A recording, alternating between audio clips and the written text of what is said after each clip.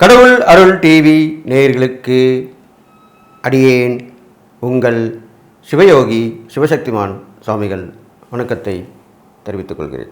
அன்பு நேயர்களே, இந்த பதிவில் 2026 வருடம் தை மாத பலன்கள் தான் சொல்ல போகிறேன். தை மாதம் என்பது மகர சங்கராந்தி பலன் என்றும் அதை சொல்லுவார்கள். தை மாதத்தில் தான் வரும். அதனுடைய விளக்கத்தையும் நான் சொல்லிவிட்டு வருகின்ற 15/1/2026 முதல் 12/2/2026 வரை இருக்குது தை மாதம். சுமார் ஒரு 29 நாட்கள் இருக்குது. இதற்குண்டான 12 ராசிக்குள்ளான பலன் தான் இப்போ சொல்ல போகிறேன். அதை நீங்கள் தெளிவாக கேட்டு நடந்துக்கிட்டீங்கன்னா எல்லா வகையிலையும் உங்களுக்கு நல்ல பலன் தான் கிடைக்கும்னு சொல்லி பொதுவாக பொது பலன்கள் தான் ஒவ்வொரு பயிற்சிக்குமே ஒவ்வொரு பதிவிலுமே 12 ராசிக்கு உண்டான்னு சொல்லும்போது சொல்லப்படுது. அப்போ இந்த தை மாத பலன் அப்படின்னு தான் இது வருகிறது. இந்த தை மாதத்திலிருந்து அடுத்த தை மாதம் வரும் வரைக்குமே இந்த பலன்கள் பொருந்தும். இதற்கு மகர சங்கராந்தி பலன் என்றுமே சொல்லுவார்கள். அப்பொழுது பஞ்சாங்கத்திலே வரும்பொழுது பஞ்சாங்கம் பார்க்கும் பொழுது மகர சங்கராந்தி என்று சொல்லக்கூடிய ஒரு உருவம் புலி வாகனத்திலே வருகிறது. அதன் பெயர் மந்தன் என்று சொல்லப்படுகிறது. ஆண் புலியாக சொல்லப்படுகிறது.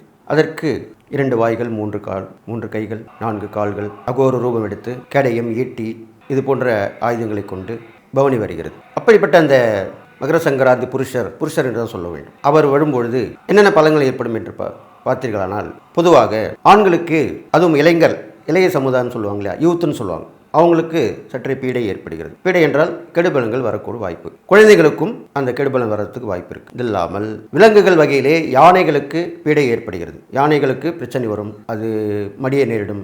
அந்த யானைகளுடைய எண்ணிக்கை குறைய வாய்ப்பு இருக்கிறது. அதை நன்கு பராமரிக்க வேண்டும். அதனிடையே விஷமத்தனம் செய்யாமல் இருக்க வேண்டும். ஏன்னால் யானைகள் மூலமாக மக்களுக்கு துன்புறுத்தலும் ஏற்படும். அதன் பிறகு பார்த்தீங்கன்னா கடல் வாழ் உயிரினங்களுக்குமே பீடை ஏற்படுகிறது. அப்போது கடல் வாழ் உயிரினங்கள் மீன் சம்பந்தப்பட்ட உணவு வகைகள் அது மூலமாக பீடை ஏற்படும்.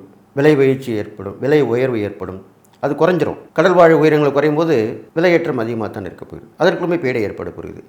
கொத்தாக மனிதர்கள் எப்படி ஒவ்வொரு நேரங்காலத்திலே கொத்தாக செத்து மடிகிறார்கள், அதுபோல் அதுவும் இந்த கடல்வாழ் உயிரும் செத்து மடியும். அதிகமான வெயில் இருக்கும், அதிகமான குளிர் இருக்கும், அதிகமான மழையும் இருக்கும். நிலச்சரிவு ஏற்படும், பூமி அதிர்வு ஏற்படும். இதெல்லாமே இந்த மகர சங்கராந்தி பலன் சொல்லப்பட்டிருக்கு. புதுவிதமான வைரஸ் அயல் நாட்டிலிருந்து இறக்குமதி ஆகப் போகிறது.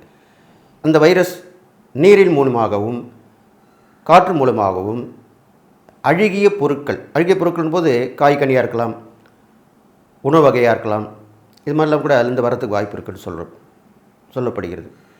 அதன் மூலியமாக மனிதர்களுக்கு தொல்லைகள் ஏற்பட வாய்ப்பு இருக்கிறதுனால எச்சரிக்கையாக இருப்பது அவசியமாக சொல்லிவிட்டு, இதெல்லாமே இந்த நடக்கப் போகுது இந்த மகர சங்கராந்தி பலனில். இது இல்லாமல் ஆன்மீகத்தில் உள்ளவர்களுக்கும் சற்றே பீடை ஏற்பட போகிறது. ஆன்மீகத்தில் இருக்கின்ற போது நெருக்கமாக உள்ளவர்கள், கோவிலில் இருக்கிற பூசாரிகள், குருக்கள், ஆன்மீகத்தில் முழு ஈடுபாட்டுடன் இருப்பவர்கள், ஆன்மீகத்திலே சுவாமிகள், சாமியார்கள் என்று சொல்லக்கூடியவர்கள், ஜோதிடம் பார்ப்பவர்கள், இவர்கள் எல்லாருமே இந்த வருடம் பீடை ஏற்பட போகிறது. அதனால் சற்று கவனமாக இருக்க வேண்டும். உண்மையாகவும் நேர்மையாகவும் சத்தியாகவும் நீதியாகவும் நடந்து கொண்டால் எந்த பிரச்சனையும் வராது. தவறான வழியில் சென்றால் கண்டிப்பாக அவர்களுக்கு பாதிப்பு ஏற்படக்கூடிய வகையிலே இந்த மகர சங்கராந்தி பலன் சொல்லப்படுகிறது என்று சொல்லி இப்பொழுது 12 ராசிகளுக்கு உண்டான பலனை இப்போ பார்க்கலாம். ரிஷபராசி நேயர்களே, உங்களுக்கு உண்டான தை மாத பலன் தான் சொல்ல போகிறேன். ரிஷபராசிக்காரங்க இந்த 2026 வருஷமே நல்ல பலனை அனுபவிக்கும் போகிறோம் தான் ஏற்கனவே சொல்லியிருக்கேன். அது இப்போ இந்த தை மாதத்தில் கண்கூடாக நீங்கள் பார்க்க போகிறீங்க. ஏனென்று சொன்னால், ரிஷபராசிக்காரர்களுக்கு உங்களுக்கு 2ஆம் இடத்திலே குரு பகவான் இருக்கிறார். கிட்டத்தட்ட மே மாதம் வரைக்குமே இருப்பார். அப்போ தை மாதம் பலன் தான் நான் சொல்லிட்டு வரேன். தை மாதம் ரொம்ப அருமையாக இருக்க போகுது உங்களுக்கு. அது இல்லாமல் 4ஆம் இடத்திலே கேது பகவான் இருக்கிறார். அதே போன்று 11ஆம் இடத்திலே சனி பகவான் இருக்கிறார். 10ஆம் இடத்திலே ராகு பகவான் இருக்கிறார். 9ஆம் இடத்திலே சூரியன், செவ்வாய், புதன், சுக்கிரன் இருக்கிறார்கள். இது மாதிரிலாம் நல்ல பலன்கள் உங்களுக்கு கிடைத்திருக்கிறது. அதை நீங்கள் பயன்படுத்திக் கொள்ளுங்கள். தை மாத ஆரம்பத்திலேயே உங்களுக்கு வரக்கூடிய வருமானங்கள், பணப்பற்றாக்குறை தீரும். ரொம்ப நாளாக கேட்டிருப்பீங்க, ஒருத்தர் உதவி, பண உதவி 10,000 சொல்லுவாங்க. சரி, வருஷம் பிறகு தரேன்வாங்க. அது தை மாதத்தில் கண்டிப்பாக கிடைக்கும். சந்தோஷம் தானே? பணம் வந்தால் 10 செய்யும். உங்களுடைய பிரச்சனை எல்லாமே தீரும். பணம் பல வழிகளில் வரும்.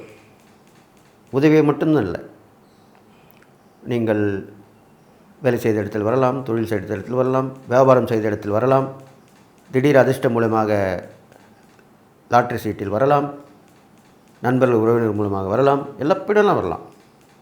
அதுதான் பணம் பல வழியில் வரும்னு சொல்லியிருப்பாங்க. அது மாதிரி வரப்போகுது. குடும்பம் நல்ல மேன்மையாக இருக்க போகுது. எல்லாருமே ஒருத்தருக்கு ஒருத்தர் அன்பும் அனுசரணையாக இருப்பாங்க. அவங்களே வந்து உதவி பண்ணுவாங்க. எப்பயுமே இப்போ உள்ள காலகட்டத்திலாம் பார்த்தீங்கன்னாக்கா, சொந்தக்காரங்க இருக்காங்களா? இருக்காங்கப்பா, ஏதோ இருக்காங்க. இப்படித்தான் ஒவ்வொருவரும் சொல்லியிருப்பீர்கள். உங்கள் மனசை தொட்டு பாருங்கள், கண்டிப்பாக இப்படி தான் சொல்லியிருப்பேன்.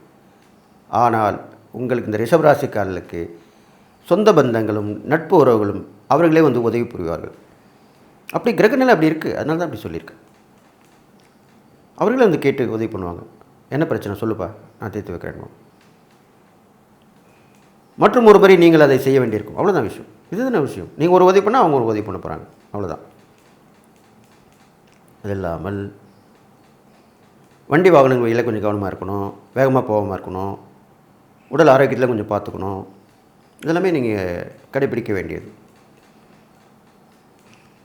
படிப்புலேயும் கொஞ்சம் சூழ்நிலை சரியில்லாமல் இருக்கும், கவனம் போயிடும். அது கவனம். இப்போ படிக்கணும், பாஸ் ஆகணும், தேர்ச்சி ஆகணும்னா அதில் கவனமாக இருக்கணும், அவ்வளோதான் விஷயம். இது மாதிரி பண்ணிட்டு வாங்க. தொழில் கண்டிப்பாக மேன்மையாக இருக்க போகுது உங்களுக்கு.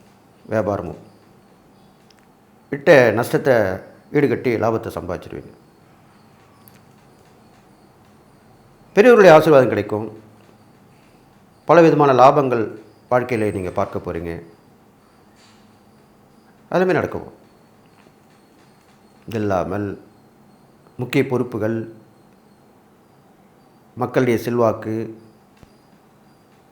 அந்தஸ்து, அதிகாரம், புகழ், பாராட்டு எல்லாமே கிடைக்க போகுது. எல்லாருமே ஏற்றமாக இருக்க போகுது இந்த தை மாதம் உங்களுக்கு.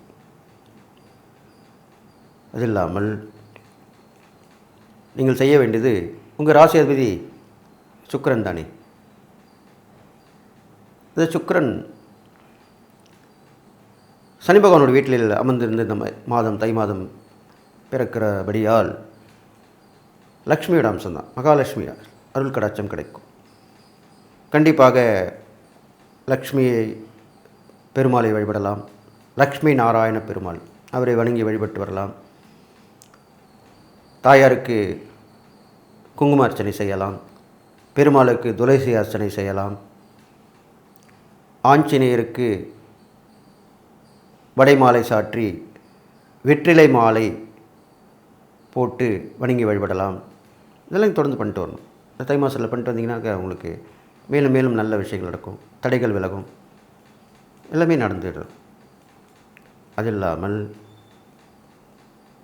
நீங்கள் என்னென்ன தான தர்மம் பண்ணணும்னு பார்த்தீங்கன்னா, ரொம்ப கஷ்டப்பட்டு இருக்கிறவங்க, அதுவும் கன்னி பெண்கள், பெண்கள் வகையிலே கன்னி பெண்கள், அவளுக்கு இல்லாத ஆசையே இல்லை. 4 பேர் மாதிரி நம்ம இருக்கணும், நம்மளுக்கு கல்யாணம் எப்போ ஆகுமா ஆகாதா. இப்போ சமீபத்தில் பார்த்திங்கன்னா ஒரு பெண் கிட்டத்தட்ட 7 வருடங்களாக திருமணம் நடைபெறாமல் உள்ள விரக்தியால் தற்கொலை பண்ணியிருக்காங்க. இது ஒரு செய்தி தான். அப்போது அது மாதிரி உள்ளவங்களுக்கு உதவி பண்ணலாம், தப்பு கிடையாது. அவங்க ஜாதகம் சரியில்லைனா தெரிஞ்ச நல்ல பிரபலமான ஜோதிடர்களை போய் பண்ணிக்கலாம். அடியேடும் வந்தீர்களால் பார்த்து சுயஜாதகம் பார்த்து என்னுடைய அனுபவத்தை வைத்து சொல்லுவேன். திருமண தகவல் மையத்திலே அவர்களுக்கு உதவி புரிந்து பணி பண்ணலாம். அடியேனும் திருமண தகவல் வச்சிருக்கிறேன். இது மாதிரிலாம் அவங்கள பண்ணணும். அவங்க பண்ணலைன்னா அவங்க பக்கத்தில் வீட்டில் உங்களாக இருக்கலாம், நீங்கள் நட்பாக இருக்கலாம், உறவினர்களாக இருக்கலாம். ரிஷபராசி இருக்கவங்களுக்கு சொல்கிறேன், நீங்கள் இது மாதிரிலாம் பண்ணால் உங்களுக்கு அது ஒரு பரிகாரமாகவும் அமையும், உங்களுடைய பிரச்சனையும் தீரும். கை கட்டி தான் விட போகிறீங்க, வேறு ஒன்றும் இல்லை. அந்த மாதிரி திருமண வயதை ஒட்டிய பெண்கள் மட்டும் இல்லை, ஆண்களுக்குமே நீங்கள் உதவி பண்ணலாம். நிறைய பேர் அப்படி தான் இருக்காங்க. இப்போலாம் பார்த்தீங்கன்னாக்கா 25 35 வயசு வரைக்குமே கல்யாணம் ஆகாமல் இருக்காங்க. இது கண்கூடாக பார்க்குறேன். ஏன்னா நானும் திருமண தகவல் வச்சு நடத்திட்டு வரனால எனக்கு தெரியுது. இதெல்லாம் நிறைய வயதாகி போயிட்ட பிறகு மறுமண 2வது திருமணத்துக்காக தான் அவங்க தேர்ந்தெடுக்கப்படுவாங்க, ஆனந்தால் பெண்ணால்.